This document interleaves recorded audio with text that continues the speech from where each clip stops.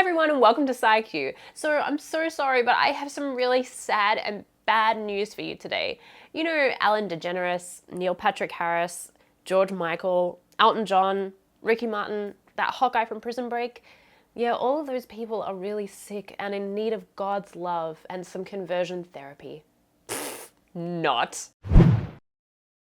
Bernie Sanders' home state of Vermont recently voted overwhelmingly to ban the practice of gay conversion therapy. A number of the senators who voted on the bill was surprised that it hadn't been banned already.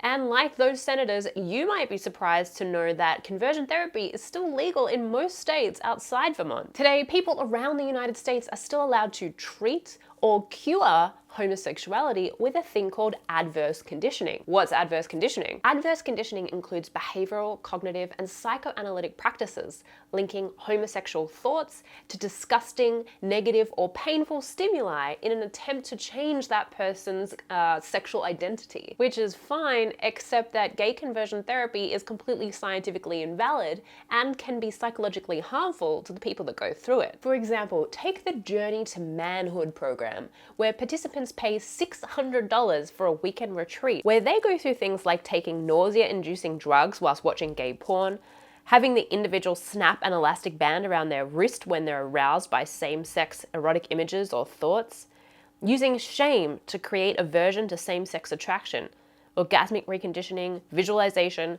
psychoanalytic therapy, and spiritual intervention. This sort of treatment is completely scientifically invalid. One, because there's absolutely nothing scientifically or socially wrong with being homosexual. And two, because there's no proof whatsoever that a person's sexual identity can be changed. There's been not one scientific demonstration of conversion therapy's efficacy in the last 40 years. Now, like homeopathy and acupuncture, I don't really give a shit if people want to waste their money on a treatment that doesn't work. I mean, they're being ripped off, but what's the problem with that? I mean, it's not harmful, right? Wrong. Telling people that there's something fundamentally wrong with them is demonstrably harmful.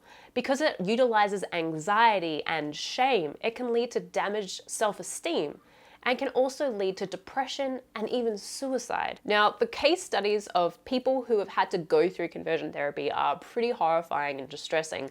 I wanted to stick to just the science in this video, but if you're interested in reading about some of these stories from individuals who've gone through this sort of therapy, you might be interested in this New York Times article by Michael Liu.